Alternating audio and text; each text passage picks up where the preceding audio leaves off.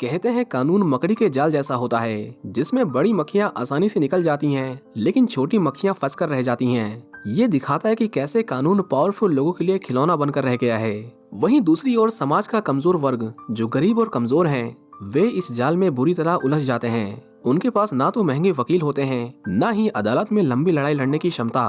उनके लिए कानून की सख्ती एक कैद की तरह बन जाती है, जहां न्याय पाना एक सपना सा लगने लगता है। ये कहानी भी एक ऐसे ही आदमी की है जो अदालत में इंसाफ की उम्मीद लेकर गया था, लेकिन कोर्ट की कुर्सियों पर बैठे लोगों ने उसकी मासूम बेटी के कातिल को सबूतों की कमी के चलते रिहा कर दिया, जिसके बाद वो खुद उन लोगों को मारने निकल पड़ा जिन्होंने उस कातिल का साथ दिया था। क्लाइड शेल्टन एक होशियार इंजीनियर था, जो अपने परिवार के साथ खुशहाल जीवन जी रहा है। लेकिन एक रात जब उसकी पत्नी ने दरवाजा खोलने को कहा, तो दरवाजा खोलते ही दो चोर उसके घर में घुस आए। उन्होंने क्लाइड को नीचे गिरा दिया, उसके हाथ बांध दिए और पूरे घर को लूटना शुरू कर दिया। इन चोरों में से एक, डार्वी, ने उसे कहा, तुम किस्मत से नहीं लड़ सकते, और चाकू से वार कर दिया। दूसरा चोर रूपर्ट बाहर भागने की कोशिश कर रहा था, लेकिन डार्वी ने उसे चुप रहने को कहा। क्लाइड की आंखों के सामने उसकी पत्नी की इज्जत लूटी गई और उसकी हत्या कर दी गई।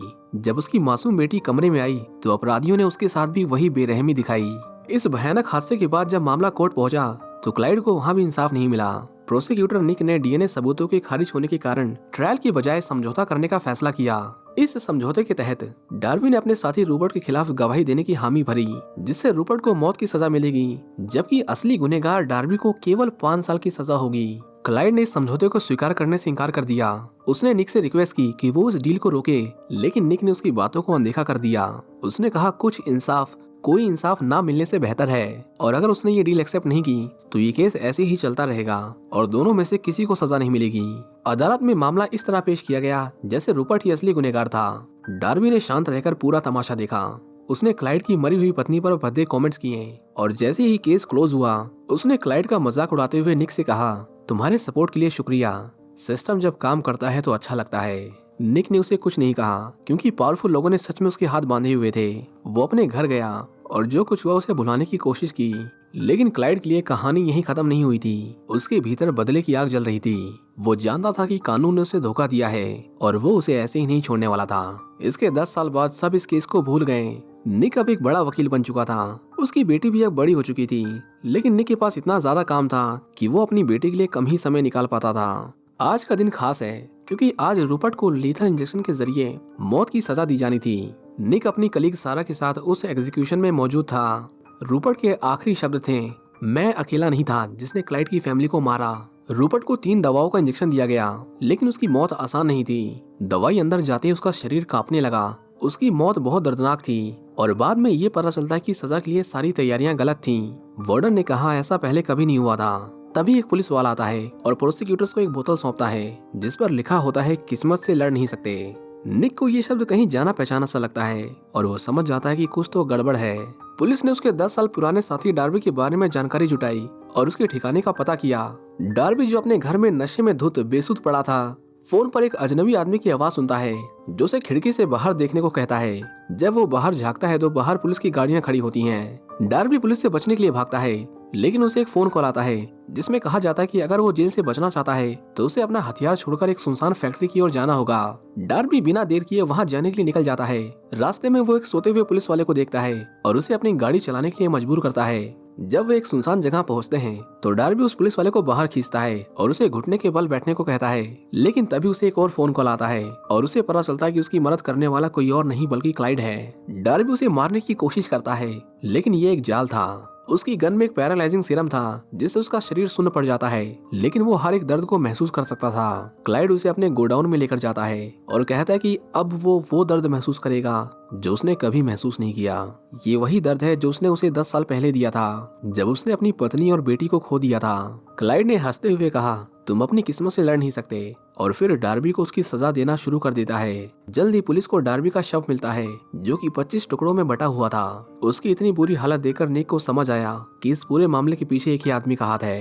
पुलिस की टीम क्लाइड के घर की ओर बढ़ती है। जब उसने पुलिस की सायरन सुनी तो क्लाइड ने बिना कपड़ों के उनका वेलकम किया। उसे गिरफ्तार कर लिया गया और कार तक ले जाते वक्त उसने निक को जिन नजरों से देखा वो उसके अंदर की नफरत को साफ बयां कर रहे थे। पुलिस ने क्लाइड के घर में कुछ किताबें और एक अखबार की कटी हुई कागज की पर्ची पाई जिस पर निक और डार्बी का हाथ मिलाते हुए फोटो था। क्लाइड को हिरासत में ले लिया गया और इंटरोगेशन रूम में बंद कर दिया गया, लेकिन उनके पास उसके खिलाफ कोई ठोस सबूत नहीं था। बस अब वे उससे एक बयान की उम्मीद कर रहे थे।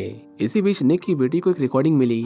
उसने जब कैसेट प्लेयर चालू किया तो उसके अंदर क्लाइड का डार्बी को काटने का वीडियो था। जब निक क्लाइड से बात करता है तो कैमरा बंद कर देता है। क्लाइड इनडायरेक्टली ये एक्सेप्ट करता है कि वो डार्बी और रूपर्ट को मारना चाहता था और ये विचार उसके दिमाग में कई बार आया। निक इसे ही उसका कन्फेशन मानता है, लेकिन जैसे ही वो बाहर जाने लगा क्लाइड ने उसे रोका और उसे उसके डेली रूटीन के बारे में बताने लगा, जैसे कि वो उसके बारे में सब जानता हो।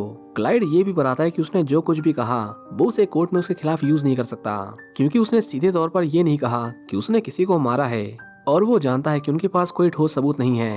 हालांकि डार्बी को क्लाइड के गोडाउन में मरा पाया गया था, लेकिन क्लाइड के पास देश भर में कई प्रॉपर्टीज हैं और वो ये कह सकता है कि ये एक साजिश थी। 10 साल पहले तुमने ही मुझे कहा था कि कोर्ट को इस बात से फर्क नहीं पड़ता कि तुम क्या जानते हो, बल्कि इस बात से पड़ता है कि तुम्हारे पास सबूत क्या है। क्लाइड कहता है कि वो कन्फेस कर देगा, लेकिन इसके बदले में उसे कुछ चाहिए। वो चाहता था कि उसे एक बिस्तर मिले, लेकिन निक का ईगो उसे शर्त ना मानने के लिए मजबूर कर देता है। निक के सुपरवाइजर जोनस उसे डांटते हैं कि उसने ये डील क्यों नहीं की। कोई ठोस सबूत ना होने पर एक बिस्तर के बदले कन्फेशन मिलना अच्छा सौदा था। निक का मानना था कि क्लाइड उनसे खेल रहा है, लेकिन जोनस एक बार फिर उसे ये डील करने की सलाह देते हैं। आखिरकार क्लाइड को उसका गद्दा मिल ही जाता है और अगले दिन उसे कोर्ट में अपने जुर्म कबूल करने थे। निक क्लाइड की जमानत खारिज करने की अपील करता है, लेकिन तभी क्लाइड अपने बचाव में कहता है कि वो कानून का पालन करने वाला नागरिक है और निक के पास उसे बंद रखने के लिए कोई सबूत नहीं है। जज उसकी बातों से सहमत होते हुए दिखाई देते हैं। वो उसे बेल देने ही वाले थे कि तभी क्लाइड ताली बजाकर कहता है कि तुम लोगों को बस कुछ मीठी बातें कहकर बेवकूफ बनाना कितना आसान है। वो कोर्ट में बैठे सभी लोगों को करप्ट कहता है, जिसके बाद उसकी बेल रिजेक्ट हो जाती है। बाद में क्लाइड उस रिकॉर्डिंग का जिक्र करता है जो उसने निक को भेजी थी और मानता है कि उस वीडियो में डार्बी को काटने वाला वही था। फिर वो कहता है कि उसके पास एक और कन्फेशन है, लेकिन उसे इसके बदले में कुछ और चाहिए। उसे जेल में लंच के लिए टेस्टी मीट चाहिए था और गाने सुनने के लिए एक आईपॉड भी। तंग आकर निक जाने ही वाला था कि तभी क्लाइड उसे बिल रेनॉल्ड्स के बारे में बताता है, जो 10 साल पहले डार्बी का वकील था। निक वापस लौटता है और उसे सारा से पता चलता है कि बिल 3 दिन से लापता है। क्लाइड कैमरे में देखकर निक से कहता है कि अगर वो बिल को जिंदा देखना चाहता है तो उसे अगले दिन ठीक 1 बजे उसकी शर्तों को मानना होगा। अगले दिन मीट जेल में भेजा जाता है, लेकिन ठीक 5 मिनट पहले वार्डन फैसला करता है कि अंदर जाने से पहले वो उन्हें दोबारा चेक करेंगे। जब वे क्लाइड के पास खाना लेकर पहुंचते हैं तो वो 8 मिनट लेट से आते हैं। क्लाइड शांत रहता है और उन्हें बिल के ठिकाने के बारे में बताता है। वो ये भी कहता है कि 1 बजे का टाइम उसके लिए नहीं था, बल्कि बिल के लिए था और अब उन्हें जल्दी करना होगा। निक हेलीकॉप्टर से उस जगह पहुंचने की कोशिश करता है, जबकि क्लाइड म्यूजिक सुनते हुए अपने खाने को एंजॉय कर रहा था। उसके साथ एक दूसरा कैदी भी था। क्लाइड उसका ध्यान भटकाने के लिए म्यूजिक तेज करता है और उस मीट में से एक नुकीले बोन का टुकड़ा निकालकर उस कैदी की गर्दन में घोंप देता है, जिससे उसकी मौत हो जाती है। जब गार्ड्स क्लाइड के सेल में आते हैं तो पाते हैं कि क्लाइड खून में लथपथ चैन की नींद सो रहा था। वहीं दूसरी ओर निक को बिल की डेड बॉडी एक ऑक्सीजन मास्क के साथ मिलती है। वो मर चुका था। उन्हें वहां पहुंचने में 15 मिनट लगे, तो अगर क्लाइड को उसका खाना समय पर मिलता तो बिल आज भी जिंदा होता। निक को सारा का मैसेज मिलता कि क्लाइड ने अपने सेलमेट को मार डाला। निक क्लाइड से सोलिटरी में मिलने जाता है और उससे पूछता है कि इन लोगों को मारने का क्या मतलब है। क्लाइड कहता है कि वो चाहता है कि सभी लोग अपनी गलतियों की सजा भुगतें। निक क्लाइड को उसकी बेटी का ब्रेसलेट देता है और पूछता है कि क्या उसकी पत्नी और बेटी उसकी इस बदले की भावना से गर्व महसूस करेंगी, लेकिन क्लाइड का जवाब था कि उसकी पत्नी और बेटी अब कुछ महसूस नहीं कर सकती क्योंकि वे मर चुकी हैं। निक और जोनस एक और ऑफिसर से मिलते हैं जो क्लाइड के बारे में उन्हें और जानकारी देता है। वो बताता है कि क्लाइड बहुत शातिर है, वो अंदर रहकर भी किसी को भी मार सकता है। अगर वो जेल में है तो इसका मतलब कि वो वहाँ रहना चाहता है। उसने अपने सेलमेट को भी बेवजह नहीं मारा, उसके तार भी उसकी फैमिली के मर्डर से जुड़े हुए थे। वो ये भी कहता है कि क्लाइड को रोकने का बस एक ही तरीका है और वो ये है कि उसे तुरंत मार दो, क्योंकि अगर ऐसा नहीं किया गया तो वो कभी नहीं रुकेगा। वो उन सभी को निशाना बना रहा है जो उसके परिवार के मामले में शामिल थे। इस जानकारी के साथ निक और जोनस जज से मिलने जाते हैं और उनसे क्लाइड के अधिकारों को खत्म करने और विजिटर्स पर रोक लगाने की अपील करते हैं ताकि सभी की सुरक्षा सुनिश्चित हो सके। जज मान जाती है और एक कागज पर साइन कर देती है। तभी उनका फोन बजता है और वो जैसे ही फोन रिसीव करती है फोन ब्लास्ट हो जाता है और वो मर जाती है। उसकी मौत से परेशान निक क्लाइड से मिलता है और उससे उसके साथियों के बारे में पूछता है जो उसके प्लान को अंजाम दे रहे थे। क्लाइड गुस्से में आ जाता है क्योंकि निक अभी तक नहीं समझ पाया था कि वो ये सब क्यों कर रहा है। वो कहता है कि अगर मैं तुमसे बदला लेना चाहता तो 10 साल पहले उसके परिवार को मार डाला होता। क्लाइड निक को एक आखिरी मौका देता है, उसे सुबह 6 बजे तक रिहा किया जाए, नहीं तो सभी लोग मारे जाएंगे। फिर भी निक उसकी नहीं सुनता और क्लाइड को एक और सुरक्षित सेल में भेजता है जहां कई गार्ड्स उसकी निगरानी करते हैं। निक और सारा कुछ डॉक्यूमेंट्स को देखते हैं ताकि ये पता लगाया जा सके कि क्लाइड की बाहर से कौन मदद कर रहा है, लेकिन उन्हें कुछ नहीं मिलता। डीए स्टाफ सुबह 6 बजे तक रुकता है, फिर निक सभी को उनके घर भेज देता है। जब सारा अपनी कार स्टार्ट करती है तो कार में लगे बॉम्ब्स फट जाते हैं और सारा समेत सभी लोगों की मौत हो जाती है। निक और जोनस मेयर से मिलते हैं जो नहीं समझ पाती कि एक बंद आदमी इतने बड़े नुकसान कैसे कर सकता है। निक छुट्टी का बहाना बनाकर अपनी फैमिली को शहर से दूर भेज देता है। वो उन्हें क्रेडिट कार्ड, मोबाइल फोन या कोई भी सिग्नल वाले डिवाइस रखने से मना करता है ताकि उनकी लोकेशन का पता ना चल सके। जब निक घर लौटता है तो वो वहाँ एक फ्रेम किए हुए अखबार के टुकड़े को देखता है जिससे पता चलता है कि उसके घर में कोई घुसा था। जेल में निक क्लाइड से मिलने जाता है और गुस्से में आकर उसकी बहुत पिटाई करता है, लेकिन क्लाइड कहता है कि ये बहुत अच्छा है कि तुम गुस्से में हो क्योंकि अभी तो ये बस शुरुआत है। दूसरा डिटेक्टिव उसे शूट करने के लिए गन निकालता है, लेकिन निक उसे रोक लेता है। सारा के अंतिम संस्कार में जोनस को लगता है कि ये सब उनके खुद के कारण हुआ, लेकिन निक अभी भी मानता है कि उन्होंने कुछ गलत नहीं किया है। हालांकि अब वो खुद पर शक करने लगा था। वे जैसे ही कार में बैठते हैं, एक आदमी काले कपड़े पहने एक मिलिट्री ड्रोन चला रहा था जिसमें मशीन गन और रॉकेट लॉन्चर लगे थे। वो उनकी कारों पर अटैक कर देता है और इस अटैक में निक को छोड़कर सभी मारे जाते हैं। मेयर को ये समझ में नहीं आता कि निक ने इन सबको इतना क्यों बढ़ने दिया। वो उसे निकाल देना चाहती थी, लेकिन मीडिया प्रेशर कम करने के लिए उसने उसे नया डिस्ट्रिक्ट अटॉर्नी बना दिया। मेयर ने पूरे शहर में लॉकडाउन करने का आदेश दिया और अब कोई भी इतनी आसानी से शहर में नहीं जा सकता था। निक को सारा के कॉन्टैक्ट्स में एक ईमेल मिलता है जिसमें क्लाइड की खरीदी गई सारी प्रॉपर्टीज के बारे में जानकारी होती है। वो पिछले 10 सालों में फिलाडेल्फिया में हुई प्रॉपर्टी परचेसेस की जांच करता है और पता चलता है कि क्लाइड का एक छोटा सा गैराज है जो जेल के पास था। वो और डिटेक्टिव मिलकर उस गैराज की जांच करते हैं और वहाँ एक गड्ढा पाते हैं जो एक सुरंग का रास्ता है जो सीधा जेल के नीचे जाती है। क्लाइड ने हर सेल के नीचे एक एंट्रेंस बनाया था, यही वजह थी कि वो अंदर रहकर भी अपने प्लान को अंजाम दे पा रहा था। वहीं दूसरी ओर क्लाइड सफाई कर्मचारी बनकर सिक्योरिटी को चकमा देकर सिटी हॉल में घुस जाता है। निक को पता चलता है कि क्लाइड ने हर जगह कैमरे लगाए हैं, यहाँ तक कि उसके घर में भी। वे समझ जाते हैं कि क्लाइड का अगला निशाना सिटी हॉल है। क्लाइड मेयर को मारने के लिए वहाँ एक बम लगा देता है जहाँ जल्दी एक मीटिंग होने वाली है। निक और डिटेक्टिव समय पर वहाँ पहुँचते हैं और चुपचाप अंदर जाते हैं ताकि क्लाइड को ये ना पता चले कि वे उसके पीछे हैं। वे 5वीं मंजिल पर क्लाइड की कार देखते हैं जो मीटिंग रूम के ठीक नीचे खड़ी होती है। वहाँ उन्हें एक सूटकेस मिलता है जिसे वो बॉम्ब समझते हैं। बॉम्ब स्क्वाड का एक आदमी सूटकेस खोलता है और बताता है कि ये बॉम्ब एक सेलफोन से चलता है और कभी भी फट सकता है।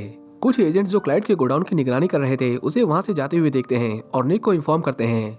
वहीं दूसरी ओर क्लाइड उस सुरंग से अपना फोन उठाता है जो उस बम का रिमोट कंट्रोल था। निक अपने रास्ते पर चलते हुए क्लाइड के सेल में घुसता है। वो क्लाइड से कहता है कि वो सही फैसला ले और उसे इस गेम से बाहर निकलने का एक मौका दे। उसे अब समझ आ गया कि वो उसे हमेशा से क्या बताना चाहता था। वो वादा करता है कि वो अपने पद का सही इस्तेमाल करेगा और इस खोखले सिस्टम में सुधार लाएगा, पर क्लाइड को देखकर लग रहा था कि उसने अपना मन बना लिया था। निक उसे वार्निंग देता है कि अगर वो ऐसा करता है तो ये एक ऐसा फैसला होगा जिसका पछतावा उसे अपनी पूरी जिंदगी होगा। क्लाइड माफी मांगता है और एक फोन नंबर डायल करता है जो उस बॉम्ब का कोड था। निक कमरे से बाहर जाते हुए कहता है कि जब उसने क्लाइड की पूरी जिंदगी कहा तो उसका मतलब सिर्फ 25 सेकंड था, क्योंकि तभी डिटेक्टिव सुरंग का दरवाजा बंद कर देता है। क्लाइड के लिए सारे रास्ते बंद हो गए थे और तभी उसे टिक टिक की आवाज आई। उसे पता चलता है कि निक ने बॉम्ब से भरा सूटकेस उसके बिस्तर के नीचे रख दिया था। क्लाइड हड़बड़ाया नहीं और उसकी किस्मत में जो लिखा था उसने उसे एक्सेप्ट कर लिया। वो अपनी बेटी की ब्रेसलेट को आखिरी बार देखता है। उसके सेल की दीवारें जलने लगती हैं और एक बड़े एक्सप्लोजन के साथ उसके शरीर के चीथड़े उड़ जाते हैं। इसी के साथ ये मूवी यहीं पर खत्म हो जाती है। आपको ये कहानी कैसी लगी हमें कमेंट्स करके जरूर बताएं। Thank you for watching.